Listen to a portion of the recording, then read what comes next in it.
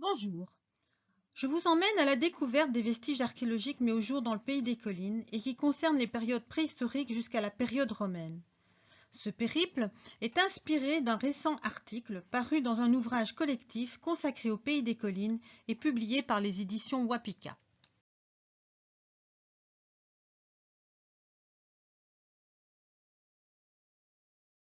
Le pays des collines est une entité géographique qui est formée d'élévations tertiaires résiduelles qui dominent les plaines avoisinantes à des altitudes dépassant les 100 mètres. Ces buttes participent à un cordon discontinu depuis le Pas-de-Calais, notamment au niveau du Cap Blanc-Nez, en passant par le département du Nord, c'est ce qu'on appelle les monts de Flandre, et puis la bordure septentrionale du Hainaut, ce qui correspond au mont de l'Enclus, au Musikberg et au Pottelberg, et qui s'étend jusqu'au bord méridional de la Campine. Ces éminences sont formées de sable, plus ou moins graveleux, et de cailloutis de galets marins, de silex empâtés, dans une matrice limoneuse ou sableuse. En fait, il résulte d'un dépôt littoral en bordure de la mer d'Iestienne et cet alignement correspondrait à la ligne de rivage du maximum de transgression de cette mer d'Estienne. Le territoire des collines est bordé au nord-ouest par la plaine de l'Escaut et au sud et à l'est par la vallée de la Dendre.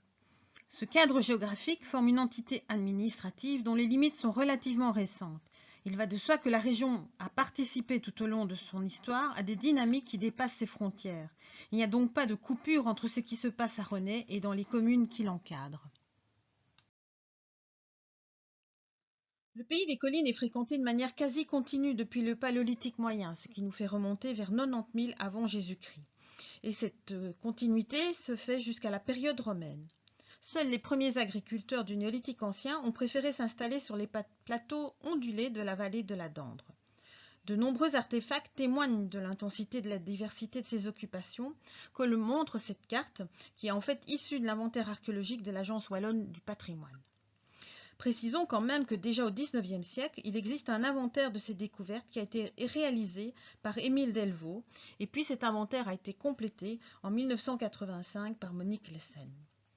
La plupart des objets sont issus de ramassages de surface ou de découvertes fortuites réalisées depuis le XIXe siècle, mais il existe aussi quelques sondages et fouilles. En fait, ces sondages et fouilles ont mis en évidence que les gisements pour les périodes préhistoriques ne sont pas en place, et en fait se trouvent piégés dans des dépôts secondaires contenant parfois plusieurs faces archéologiques. L'érosion est en grande partie responsable de ce déplacement d'artefacts, mais paradoxalement, elle favorise leur mise au jour en les mettant à vue. De ce fait, beaucoup de sites ne sont connus que par des prospections pédestres et aucune structure archéologique pour ces périodes n'est connue. Pour la préhistoire, la pléthore des découvertes ne permet pas d'être exhaustif. Des collections parfois abondantes de silex taillés ont été inventoriées sur quasi toutes les communes du pays des collines, ce qui correspond au point gris sur cette carte. Nous nous limiterons donc à quelques sites qui ont fait l'objet d'études plus approfondies, mettant en évidence la nature des occupations. Le mont de l'Enclus dessine une éminence assez imposante, allongée sur 10 km et étroite sur 2 km. Il culmine à une altitude de 142 mètres.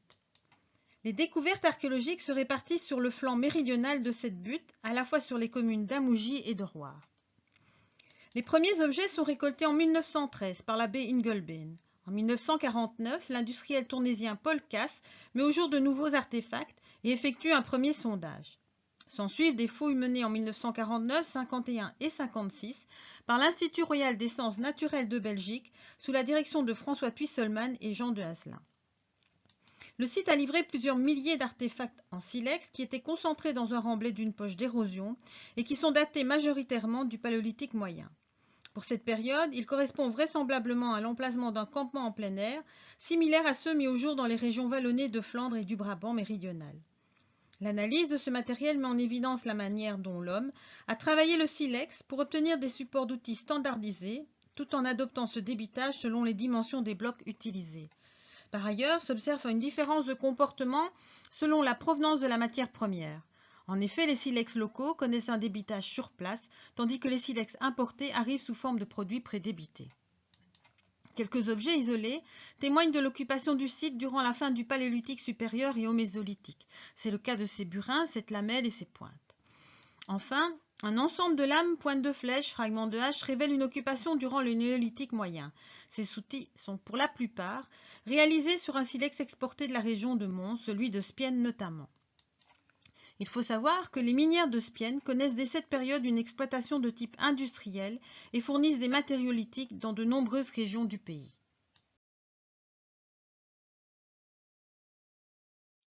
Le Pottelberg est le point culminant de la région.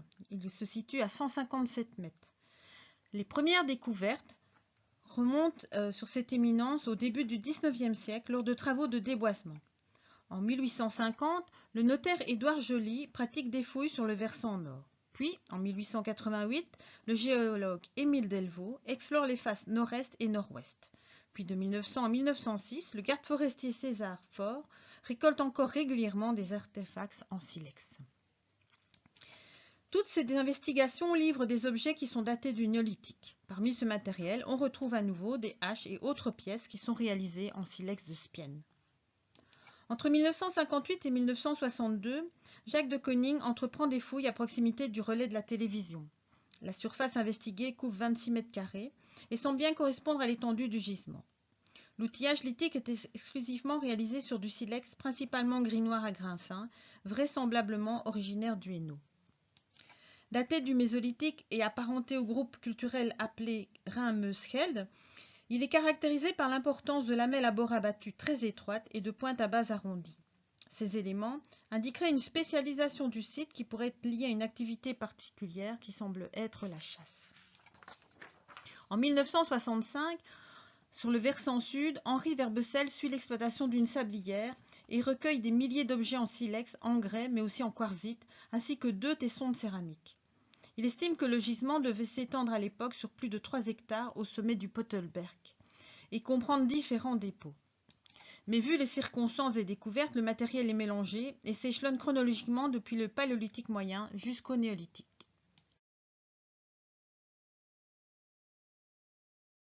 Les découvertes réalisées au paradis à Weddek présentent de nombreuses affinités chronologiques avec celles du Pottelberg. Le site se trouve au nord de la route reliant Flobeck à Elzel, le long de la bordure méridionale d'un petit plateau culminant à 110 mètres et surplombant le ruisseau du Tordoir.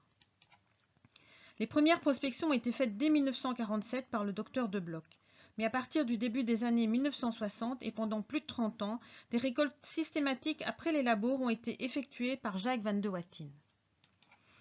Hormis quelques pièces attribuables au paléolithique, la majorité du matériel peut se rattacher à 2 grandes périodes, le mésolithique et le néolithique. Les artefacts mésolithiques sont réalisés sur une diversité de silex originaires à nouveau de la région de Mons, mais aussi pour un faible pourcentage en grès quartzite de Womersum. Cette matière est en fait fréquemment utilisée à cette période. Le lot compte quelques armatures à retouches couvrantes qui sont façonnées notamment sur du silex de glin, c'est celles qui sont présentées ici, qui est un matériau privilégié au néolithique ancien.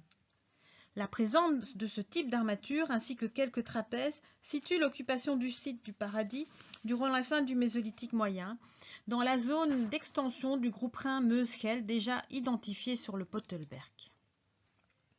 Les artefacts néolithiques sont plus hétérogènes et s'échelonnent depuis le néolithique moyen jusqu'au début de l'âge du bronze. Ils comprennent des haches taillées ou polies, des tranchées, notamment silex de Spienne, qui témoignent en fait des périodes les plus anciennes, mais aussi des pointes de flèches pédonculées avec ou sans aileron pour la fin du néolithique et du début des âges des métaux.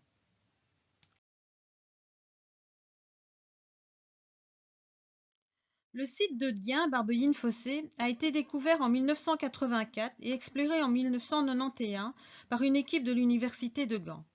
Il se situe sur une crête allongée à substrat sableux. Il a livré plus de 2000 artefacts, récoltés dans la couche arabe principalement, mais aussi dans des structures naturelles, telles que des chablis. Ce matériel se caractérise par une grande homogénéité de la matière première, importée à nouveau de la région de Mons et plus particulièrement des environs de Thieuzy. Par ailleurs, ce silex est en grande quantité, puisque plus de 20 kg de silex ont été recensés. L'abondance d'éléments issus du travail de débitage et la rareté des outils indiquent une fonction spécifique d'atelier de taille. Ce site est attribué globalement au Mésolithique récent.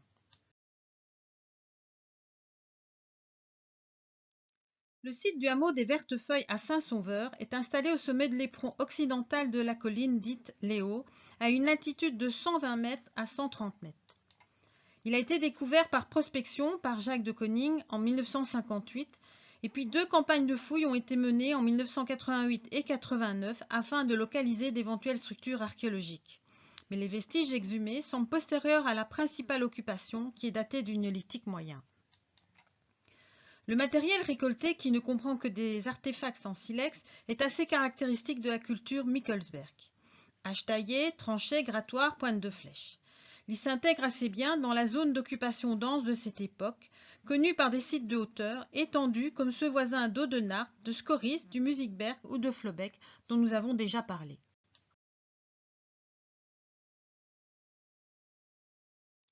Déjà en 1913, Botterdal signalait l'existence d'un site préhistorique au bois de la Houssière à Frasnes-les-Buisnal.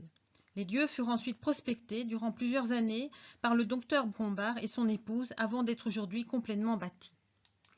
Le lot de matériel récolté reflète plusieurs occupations datées du Paléolithique supérieur, du Mésolithique final et du Néolithique moyen et final. Ici, le matériel présenté est celui de la période néolithique. Parmi cet ensemble d'artefacts réalisés principalement en silex, figure une petite hache en roche verte de forme trapézoïdale.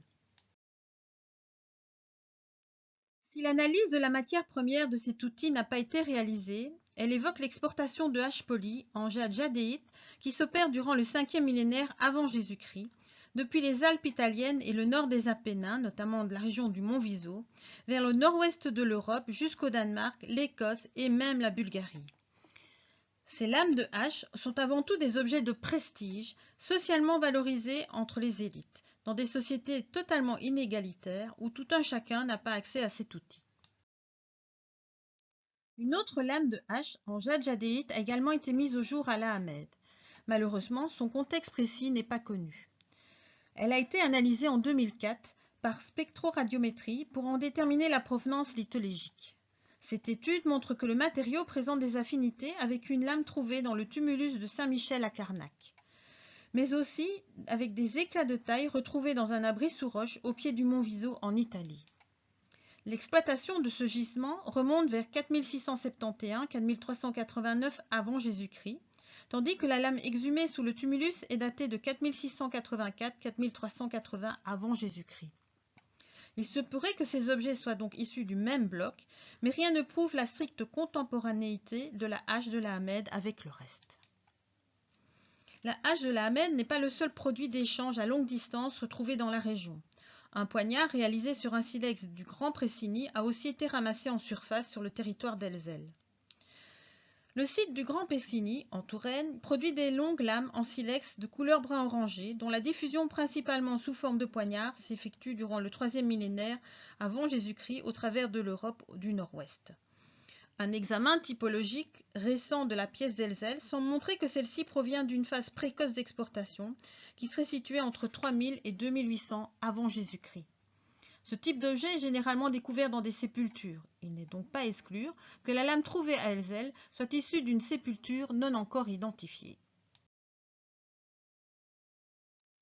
La période des âges des métaux est la moins bien documentée pour le pays des collines.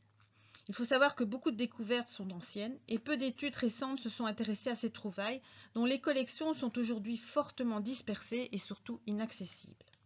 Plusieurs tombelles ont été signalées dès le XIXe siècle, notamment au Potelberg, Montrode, Quatre-Vents, mais un bon nombre d'entre elles ont été confondues avec des tumulus gallo-romains.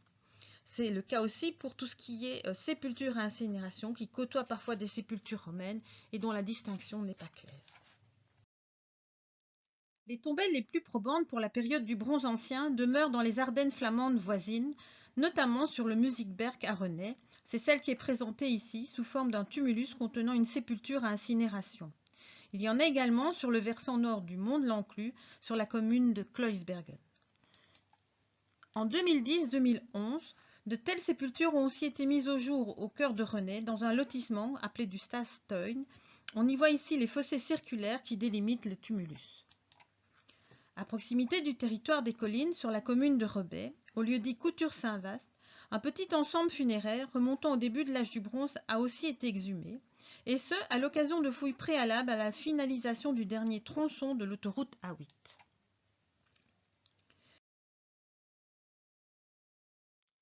Le site comprend 2 tombes à inhumation, dont le coffrage était en bois. Chacune de ces sépultures contient un dépôt intentionnel de 3 artefacts en silex. Enfin, un vase en céramique isolé rappelle les formes d'urnes qui se développeront durant le bronze moyen. Les occupations domestiques sont aussi très mal connues pour ces périodes. Le suivi de la pose d'un gazoduc entre Bruges et Kévy a permis de localiser un habitat dense à Flobeck, au lieu-dit abbaye d'Aubeck, ceci dans un fond de vallée. Malheureusement, la rapidité d'exécution des travaux n'ont pas permis de dégager l'ensemble des fossés et fosses contenant du matériel du début du second âge du fer. Par ailleurs, des vestiges de l'âge du fer sont souvent mentionnés sur des sites romains démontrant une continuité d'occupation. C'est le cas pour le site du Puvinage à Flobeck, nous y reviendrons, où des objets remontant au Hallstatt et des céramiques datées de l'Athènes ont été mis au jour. Des fouilles menées durant les années 80 dans la cuvette de la source Saint-Pierre à Moutier témoignent aussi de cette pérennité des lieux. 3 niveaux archéologiques successifs y ont été observés. Le plus ancien, qui consiste en un remblai, était riche en matériel attribuable à l'Athènes finale 3B. Les 2 niveaux suivants sont datés de l'époque romaine. Pour la période de l'Athènes, la découverte la plus célèbre est le trésor trouvé au bois de Martimont sur la commune de Frasnes-les-Buisnal. Ce trésor a été mis au jour fortuitement le 5 février 1864 par des ouvriers qui effectuaient des plantations pour le compte de Lannoy. Les objets étaient à peine enfouis au fond d'un ravin duquel coule une source appelée la fontaine de l'enfer. Le dépôt comprenait 2 torques gaulois et une cinquantaine de monnaies. Les 2 torques sont creux sur armature de fer et surtout recouverts d'or. Seul le grand torque présente un décor. Ce décor principal montre la tête d'un bélier très stylisé dans un décor de volutes et d'ess, accompagné de monstres serpentiformes à tête ronde et bec crochu. Ce décor figuré s'intègre dans l'iconographie religieuse celtique, et ces 2 torques appartiennent vraisemblablement à des dépôts votifs datables de la fin du IIe siècle avant Jésus-Christ ou de la première moitié du 1er siècle avant Jésus-Christ. Pour la petite histoire, ces pièces remarquables ont d'abord été vendues au duc d'Arambert vers 1892, avant d'être cédées en 1953 à un riche collectionneur new-yorkais. Aujourd'hui, elles font partie des collections du Metropolitan Museum of Art de New York.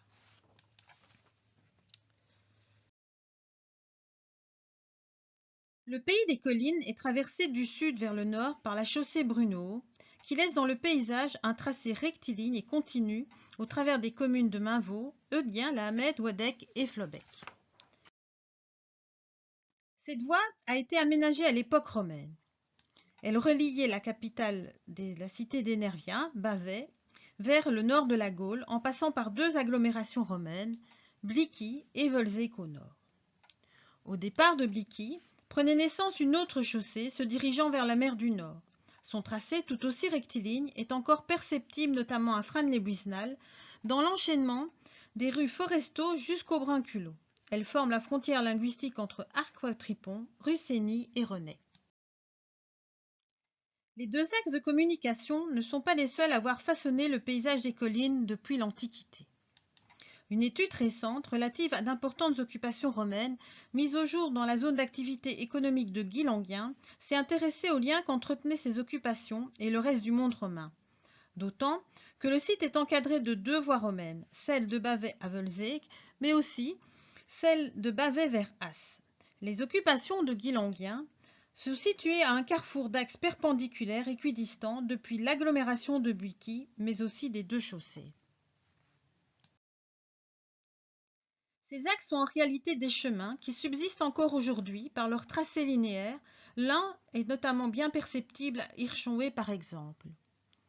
L'autre, perpendiculaire, est moins bien conservé, mais s'observe sur des cartes anciennes comme celle de Ferraris, dans la traversée de Gy. Il a entre autres conditionné l'orientation de cette église. De tels chemins peuvent être les témoins d'un potentiel cadastre. En effet, durant l'époque romaine, la gestion administrative et fiscale du territoire était assurée par une structuration cadastrale orthonomée dont les limites ont pu servir de voie de communication. Afin de vérifier cette hypothèse, une trame orthonomée et dimensionnée a été posée sur le territoire concerné sur base de l'orientation de ces chemins. Ensuite, tous les linéaments qui s'orientent de la même manière ont été relevés. Il peut s'agir de limites actuelles de parcelles ou de communes, mais aussi de voiries reproduisant soit in situ ou de manière décalée la même orientation. Ce réseau quadrillé s'avère relativement bien préservé dans le pays des collines, notamment au sein des hameaux périphériques au village actuel, principalement entre Bouvigny, Mainvaux, Eudien, Lahamède, Hostiche et Rebais, mais aussi au nord-est de Flobec ou autour du Grand Monchaux. Ce maintien est dû à la faible extension d'une nouvelle matrice cadastrale lors de la création des villages à l'époque médiévale. Des alignements quasi continus sur près de 20 km témoignent également de l'empreinte laissée par ce cadastre. C'est le cas par exemple de la route qui traverse Frasnes-les-Buisnales et se poursuit au sud du Grand Monchaux, au nord de Wadec et à l'est de Flobec. Perpendiculairement se dessine aussi une ligne droite depuis un chemin reliant Scaubec, Franquier et Perquiès, puis on se retrouve à Isières et Mélin-l'Évêque jusqu'à la limite du bois au sud de Cambron-Saint-Vincent. Curieusement, une voie définie comme secondaire, à la limite septentrionale du pays des collines, s'appuie sur la même grille orthonomée. Ce diverticule est jalonné tout au long de son parcours de vestiges archéologiques romains, ce qui fait remonter son tracé à l'Antiquité. Le chemin prend ensuite l'appellation de Heerwerk en Flandre et se dirige alors vers Etikhof. À moins d'1 kilomètre au nord du carrefour entre ce diverticule et la chaussée principale, se développe le site du Puvinage, qui est vraisemblablement une agglomération routière. Il s'étend entre le Paillard, au pied du Pottelberg, et le Marais à l'eau. Il occupe une dépression où coule, d'est en ouest, le ruisseau d'Ancre, qui forme vers l'est une vaste zone anciennement marécageuse. La voie romaine dessine à cet endroit un coude pour franchir le cours d'eau. Les premières recherches remontent en 1966, date à laquelle Dramet effectue des sondages au sans-papiel.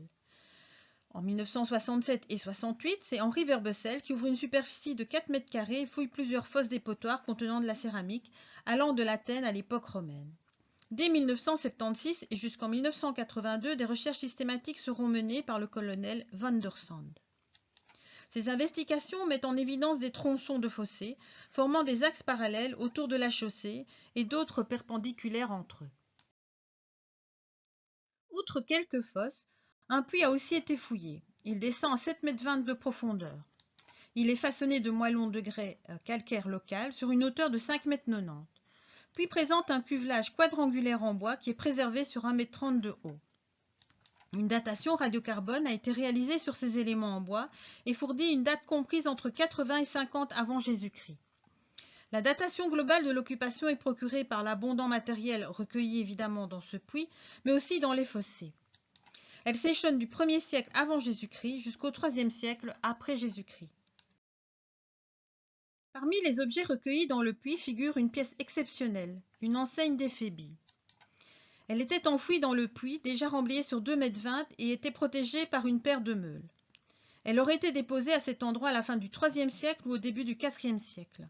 Sa dissimulation doit être mise en relation avec les troubles et invasions qui déferlent sur le nord de la Gaule à cette époque.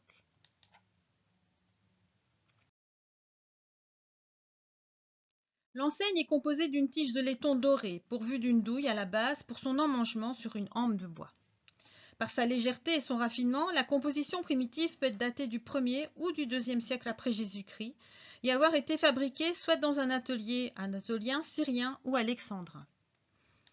Sur cette composition initiale ont été ajoutées des statuettes de panthères dont il ne subsiste que 2, ainsi qu'une divinité masculine qui serait vraisemblablement le dieu Sarapis. Ces ajouts sont plus grossiers et semblent dater du courant du IIIe siècle après Jésus-Christ. Ce type d'enseigne correspond à l'insigne d'un Collegium Juvenum. C'est une institution qui est inspirée des éphébis grecs et qui a été fondée par Auguste et s'est répandue dans toutes les provinces impériales dès le milieu du 1er siècle après Jésus-Christ. Elle rassemblait des jeunes gens issus des plus hautes familles et avait pour vocation première le culte de l'empereur.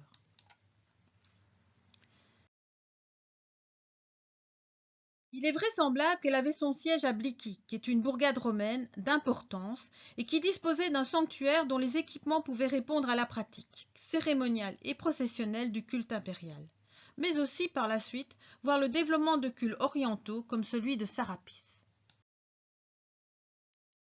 À l'instar du Puvinage, les sites ruraux de l'époque romaine sont mal identifiés dans le pays des collines, et ce, faute de fouilles de grande ampleur.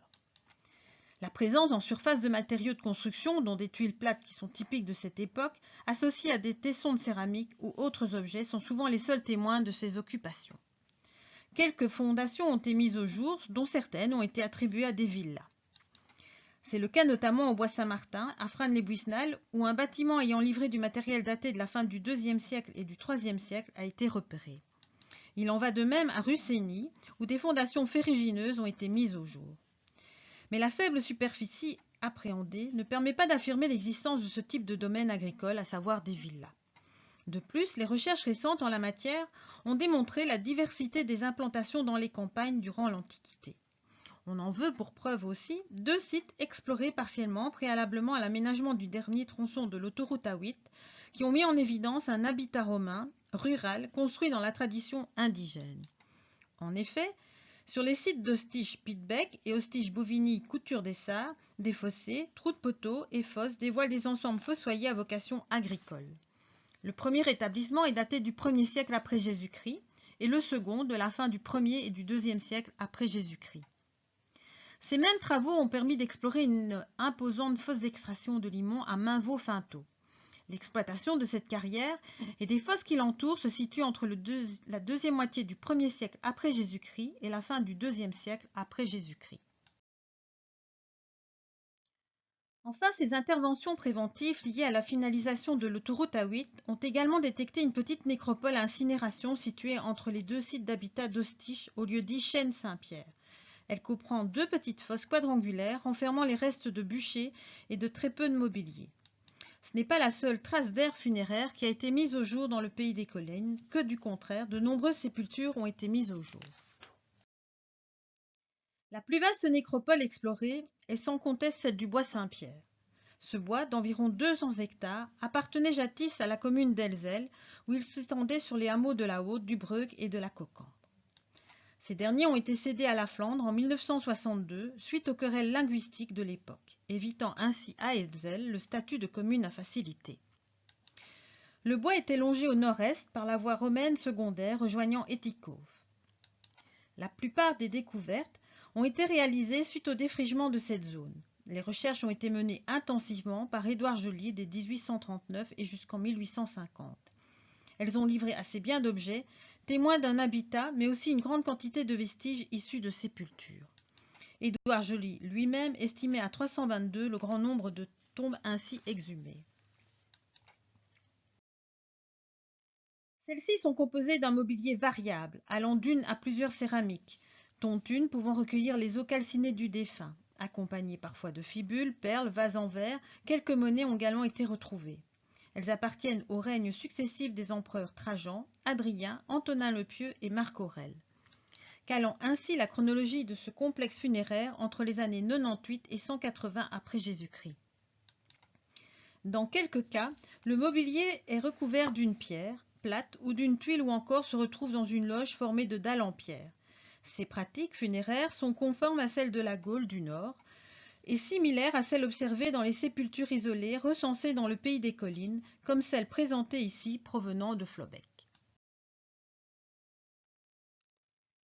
La présence romaine dans le pays des collines est aussi attestée par de nombreuses monnaies retrouvées isolément, mais aussi sous forme de trésors monétaires.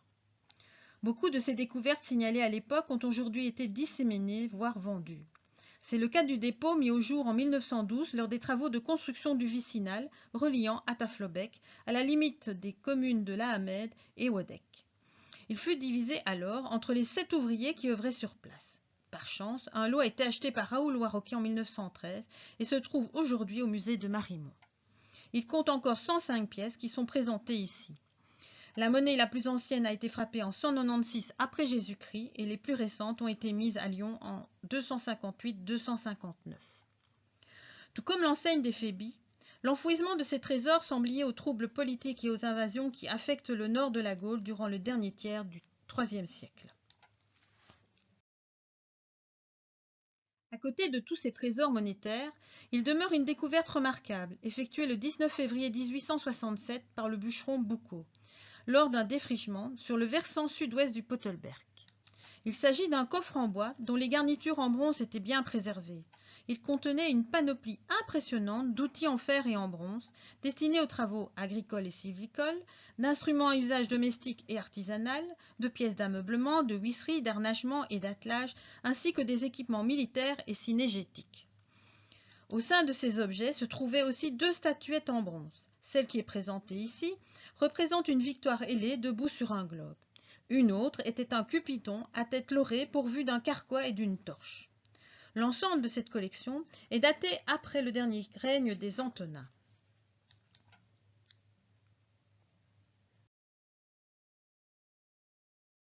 Les diverses découvertes archéologiques présentées montrent la richesse de l'histoire du pays des collines, qui remonte donc au Paléolithique moyen, soit vers 90 000 avant Jésus-Christ.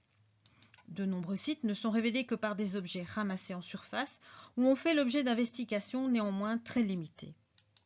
Il y a donc un énorme potentiel archéologique qui reste à explorer. Je vous remercie de votre attention.